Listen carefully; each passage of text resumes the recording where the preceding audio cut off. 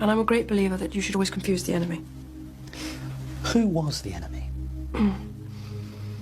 Well, the enemy was my husband's department, because I am a very strong person, and I know that causes complications in the system that I live in.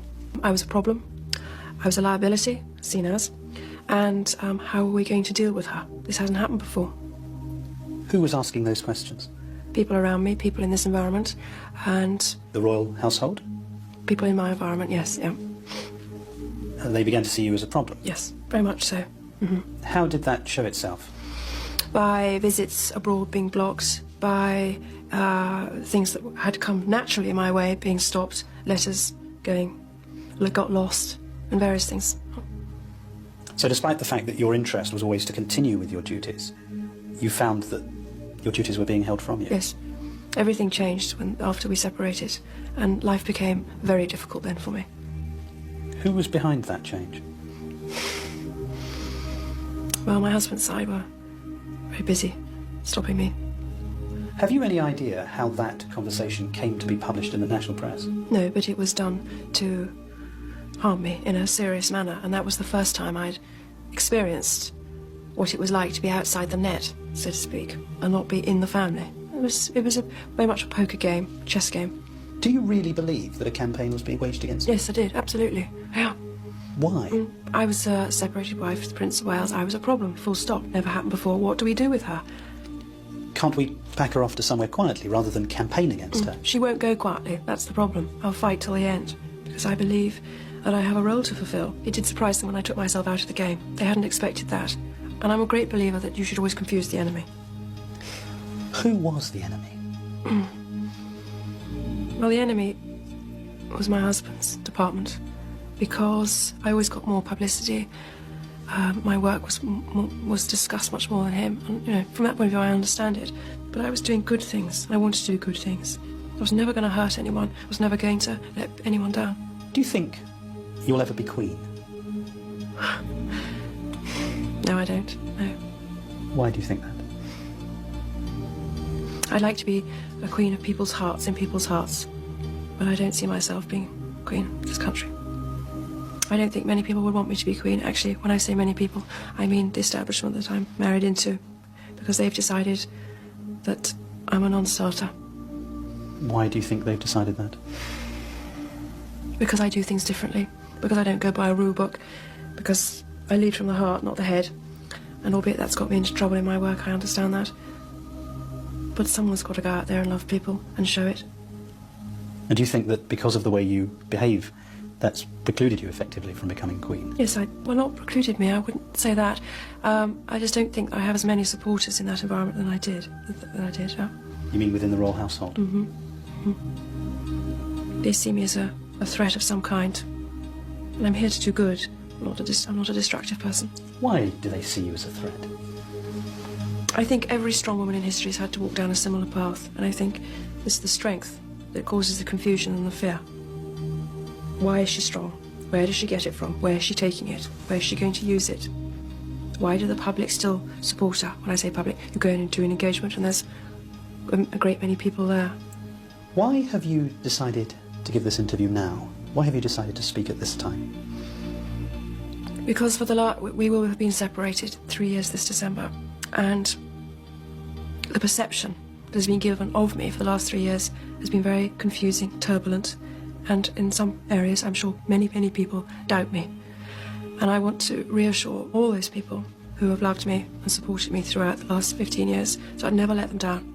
And that is a priority to me, along with my children. And so you feel that by speaking out in this way you'll be able to reassure the people? Mm-hmm. The people that matter to me, the man on the street. Yeah, because that's what matters more than anything else. Fleas are placed inside the jar and the lid is then sealed.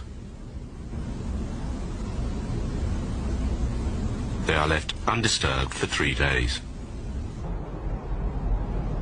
Then, when the jar is opened, the fleas will not jump out. In fact, the fleas will never jump higher than the level set by the lid. Their behaviour is now set for the rest of their lives. And, when these fleas reproduce, their offspring will automatically follow their example. Everyone got the symbolism of the Matrix wrong. What do you mean? I was reading the book Man and His Symbols by Carl Jung, and I found a passage talking about, get this, the ancient Greco-Roman religion of Orpheus. You get the connection, right? Orpheus, Morpheus. And in the book it reads, Orpheus was probably a real man, a singer, prophet, teacher, who was martyred and whose tomb became a shrine. No wonder the early Christian church say in Orpheus was the prototype of Christ. Well, hold on. What are you saying? Are you saying Orpheus is Morpheus? Not just that, it gets way deeper. You know how some people say that in the Matrix that Neo represents Jesus? I think they're wrong. Archetypally, this is what it really is. Morpheus is Orpheus, who is Jesus Christ, and Neo represents the awakening of Christ within you. Oh shit, wait, how did you get there? Let's first take a look at the similarities between Orpheus and Jesus. I'll go as quick as I can. Number one, Orpheus, according to the myth, descended into Hades and came back again. And I'm sure you know Christ did that too. Number two, both Orpheus and Christ are associated with the Good Shepherd, a fisherman, and with wheat and grapes. And here's the receipt on that. On a sacramental bowl dated to the 200s or 300s, Orpheus is portrayed with a shepherd's staff and a fisherman's net, just as Jesus is the shepherd and his disciples are fishermen. He stands alongside wheat and grapes, signifying a ceremony of bread and wine. And that's in Joseph Campbell's creative mythology. Go to the Bible. What does it say? It says, Verily, verily, I say unto you, except ye eat the flesh of the Son of Man, or bread, and drink his blood, wine, ye have no life in you. And I know you've been to churches where they give you bread and they drink wine. It all seems like just coincidence. You think so, huh? And I saw that coming a mile away. I knew you were going to say that shit. How many coincidences until it's no longer a coincidence? I'll keep going. Followers of both Orpheus and Christ tried to help others atone for their sins. And that's according to Plato in Book 2 of the Republic. And another one is Orpheus is displayed in a Roman tomb surrounded by what looks very similar to biblical scenes. Okay, fine, I get it. There's something there. I mean, I think you have to be fucking mad to not admit there's at least some overlap there. There's something. So if Morpheus is Orpheus or Jesus Christ, how is Morpheus trying to show Neo how to become a Christ? How the fuck does that work? How is Neo representing the awakening person? So let me wrap this whole thing together for you. The red pill is a metaphor for the process of the Kundalini serpent that Moses was talking about, rising and activating the dormant Christ intelligence that is dormant within you. And that through this, you activate a conscious connection to your existence on other planes of consciousness.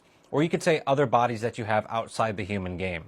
That's what Jesus connected to, and in the movie, that's what Morpheus already had. Because remember, when Morpheus meets Neo, he already knew about his existence outside the Matrix. Christ is an intelligence, not just a man, and that intelligence is omnipresent in all creation, and it's currently dormant in most people. Neo is a play on words or an anagram, which is referencing this one Christ that is within everything and that awakens through the symbolic red pill. The symbolic red pill is referencing awakening the Christ within through the Kundalini serpent. Morpheus is a symbolic representation of Orpheus / Jesus, who is showing us the way to activate this Christ within as they have. So the second coming is not about Jesus the soul coming back, but the second coming of the awakening of the Christ intelligence on a mass level. And that awakening is one of the biggest concerns of those in power. Everything is meant to distract us from awakening this Christ within, because think about how less powerful we are if we don't activate that connection. And don't get me started on how they convoluted sin. That's a whole different conversation, which we will have. Because think about it this way. Think about what Neo can do outside the Matrix.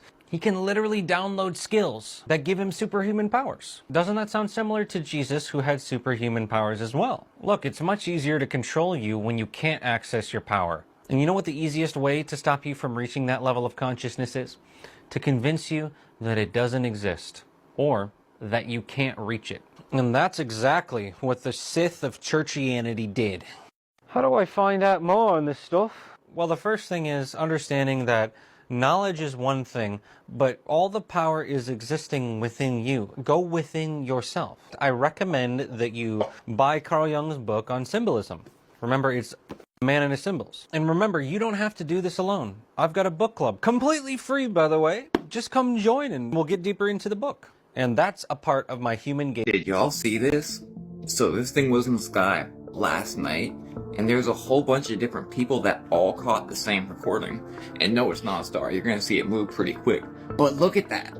Does that not look like an egg with a serpent wrapping around it? You remember that video that I just made? Very odd, right? It's obviously something super spiritual in the sky. And now it's gonna go behind the house so you know that it's actually, you know, a moving thing and not a star. It's just wild how bright it was as well. You can see right here it starts descending. That's insane. You know, like the Lightbringer. You can't tell me they're not the same thing, or they look very, very, very similar. So, did you know that every 4 years on this day today, they do the ritual of Osiris going down the river? You see the big black thing? And when that happens, they try to summon the spirit of Osiris, much like when they said that they were summoning the eggs. They try to summon the spirit of Osiris into the person who was stepping into position on this day. Like this. This is George Washington, literally deified in heaven on the Capitol Dome. Again, man into God, possibly? Yep. Everything in this world goes back to Rome, to Egypt, to Babylon. Is all the same exact thing. Let me know what you guys think about this down below. I'm pretty sure I know what that is. I don't understand why you have to pay to live on a planet you were born on. And then, I mean, it's such a simple question, and it's haunted me ever since. And you know what, ladies and gentlemen? Ask yourself that question. Why do we have to pay to live on a planet we were born on? And who are we actually paying for the privilege of being alive here? Who made them the boss? Who put them in charge? You know? Think about that. We're looking at a war over water, when instead of feeding the military-industrial complex, we could be building desalination plants all over the world so everybody could have water, so they could grow crops. But are we doing it? Hell no. Why would we want to do that? Why would we want to empower people to grow food and take care of themselves? Then we can't control them. This is what I'm talking about. I need this to find neurologist TikTok or something, okay? Because my 9-year-old daughter started ADHD meds, and I need to show you something that has been just absolutely crazy. So her handwriting has been rough, and her teacher told us, like, to encourage her to draw pictures and paint and stuff like that. So we've been doing that for, like, the past 2 years. This book I got her 3 weeks ago, because she goes through them like water. And this is some of her art, okay? This is before the ADHD meds. Like standard kid drawings. But this is like what she would normally draw. Like a little flower, a little sky action. Like this is what she would draw. She's been on these meds for 4 days. As of today, 4 days. Yesterday, she came to me with a drawing and my jaw dropped. And today, she spent all day drawing, and I need to show you. I have questions, okay? This is what she drew today. Like, what? Like that, her doodles to this? And this is a switch flipped in her brain. Like, you don't just go from, like, that to this. Is this normal? Like, how? What happened? Like, what switch got flipped in her brain? Because now her handwriting is so neat. And that's what she's drawing. And I'm just so confused. Like, how do we get from here to here in 2 days? Like, is this normal? Does this happen to people? Like, has this happened to you? Like, should I ask her doctor about it? She's on 10 milligrams. This is not a therapeutic dose. 10 milligrams. I'm on 40 and I can't function. What happened? It's Glamham. So you know the booms. We're supposed to talk. And the strange metal railings rattling. This is, of course, pure entertainment and speculation. But while TikTok is on the chopping block because of national security, what you might want to look at is if you hear those booms or your railings are shaking, why don't you have a look and see if you're anywhere near one of the 19 military bases that are listed here. And that is not because I think it's United States military activity. China, or let's just say Chanel. Chanel has been allowed to buy farmland near 19 military bases. That is enough to surveil all of their radio communications, and theoretically you could tunnel underneath the ground and really compromise 19 US military bases. Obviously, this is a joke. How ridiculous would this be, except that it's true. China bought loads of farmland next to 19 United States military bases. I'll see you in the comments. Owen's wife presented me an award. But I just want to tell y'all a little backstory about this. In 2011, I met Michelle Lambie, and by 2013, she was mentoring me. And the first place that she brought me to mentor me was to London Frieze Fair, so I could identify what my kind of art was. That not only gave me the courage to do whatever the fuck I wanted to do, but I excelled because I had nothing to hold me back. There was no holds barred, no barriers. So to all the young designers who was nominated today, who may or may not have won tonight, I just hope that this is a token of encouragement to show you can do this shit too. All right, y'all, love.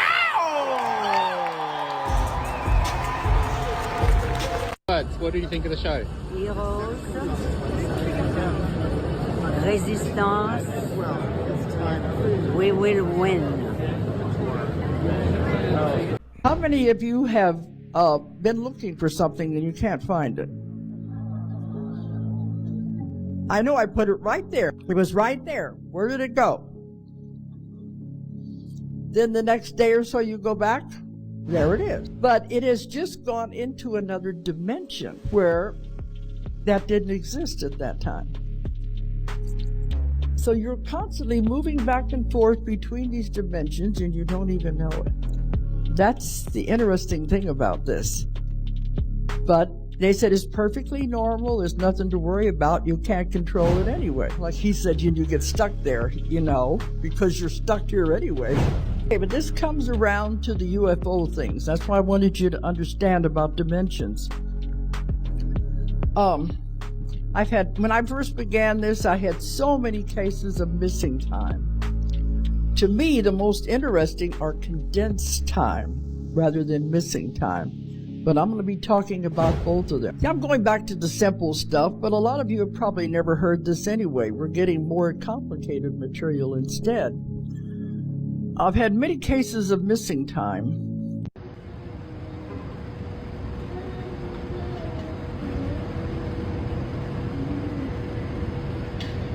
What in the world is going on?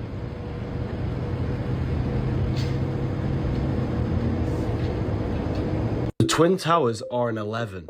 Flight 11 was hijacked. New York is the 11th state. There were 11 crew members on the flight. 9/11 adds up to an 11. New York in gematria adds up to 111. Freemasonic pillars are an 11. With the black and white checkered board, black and white add up to 11. 11, 11. Black is matter, white is spirit. Was this just a Masonic ritual? I'm not making any claims, but I'm just pointing things out. Did you know that King James wrote a book on demonology and witchcraft? That's right. The guy who basically commissions a new version of the Bible. This is 1611. That is the first edition of what would be called the King James Bible, 1611. Before this, 14 years before this, he publishes a book on demonology and witchcraft. Why? He didn't like witches. Why? He thought they were trying to kill him. In fact, if we go to the preface of his book on demonology and witchcraft, this is what he has to say. This is how he is justifying the need to print this book. He says, "The fearful abounding at this time in this country of these detestable slaves of the devil, the witches or enchanters, hath moved me, beloved reader, to dispatch in post this following treatise of mine." And then he goes, "Such assaults of Satan are most certainly practiced, and we need to put an end to it." So about 2,500, mostly women, were put to death that were accused of witchcraft during. Show you something. Look right out here, and you're going to see what happens to alligators when it gets sub-freezing temperatures. What they do, these animals are so genius, they'll poke their heads through the ice so that they can breathe. What you see is nostril. He's actually breathing through that nostril, taking about one breath every minute. Their heart rate is down to 3 beats per minute. That animal is suspended in hibernation. Is that not fascinating? The devil and how he created miracles. The devil has no supernatural powers because the devil is a creature. He's a fallen angel. He was created by God. Only God fully controls nature, and the devil is credited with having preternatural powers. What does that mean? It means that he is like a good scientist. He knows how to manipulate nature rather than transcend the laws of nature. So it's technology rather than magic. In his case, yes. Yeah, and there's a Spanish proverb that says the devil is so smart because he's so old. He's been around for so long that he knows how things work, and he can manipulate things, and actually he's very good at fooling people into thinking that what he's doing is divine. Don't know 17 or who questioned 17? Let me show you exactly what full control looks like. And as of today, TikTok is back. At what time did Trump take the stage during today's rally? Exactly at 5:17, which is 17:17 military time. And at what time did Trump end his speech? Exactly at 6:17 p.m. And just how long was TikTok down for? Exactly 17 hours. How many U.S. employees does TikTok have? Exactly 17,000. And how many U.S. users does TikTok have? 170 million Americans who use our platform every day. Exactly 170 million. How many more coincidences before it becomes mathematically impossible? And like TikTok CEO, enjoy the link. I would like to invite everybody to Jennifer Aniston's pizza parties. Thank you very much for this prestigious award. To show my appreciation, I am inviting you all to a pizza party tonight at Jennifer Aniston's house. I'll see you there. These circles of friends that you guys have. You told a story about going and having pizza at the Clooney's in Lake Como. Yeah, that's all in Aniston. Like George and I would love you to come over for pizza, but how was the pizza? Was it good? Oh, did he make it Amal's himself? pizza was better than Clooney's. They both made. Everybody made a certain kind of pizza. There's no pizza we didn't love. 5 different kinds. 5 different kinds or 6 different kinds of pizza that night. Clooney's was excellent. Amal's was the winner. Known each other for years. Yeah. You've been to my house. We've had pizza. Girl after my own heart. Do we love a pizza or what? We love a pizza. It's so good. It's so much fun. Every time we're with Jennifer, something great happens. She can handle it. She can handle it. She Her can. parties are incredible at her house, too. Yep. She does have good parties, and she makes good pizza as well. She makes great pizza, Wonderful pizza. I was an undercover CIA officer for over 25 years. We liked the idea of stunt double masks. They're quick on, they're quick off. They dramatically change your appearance. And we started using them and found them to be valuable to our operations. So we went back to our disguise labs out at Langley, and we invented a whole new genre of masks. Masks that are so good, that are so realistic, that you can actually get up close and have a personal contact with someone for an extended period of time. I said the stunt double mask came off quickly. Easy to put on. So did our new masks. On and off like a hat. Those masks were the beginning of a whole new generation of work that we did at the CIA. Once we could make these masks that fit you so well, then we discovered we could make a twin. We could make another you. There could be two of you. Really nice. We could actually make 5 or 6 of you.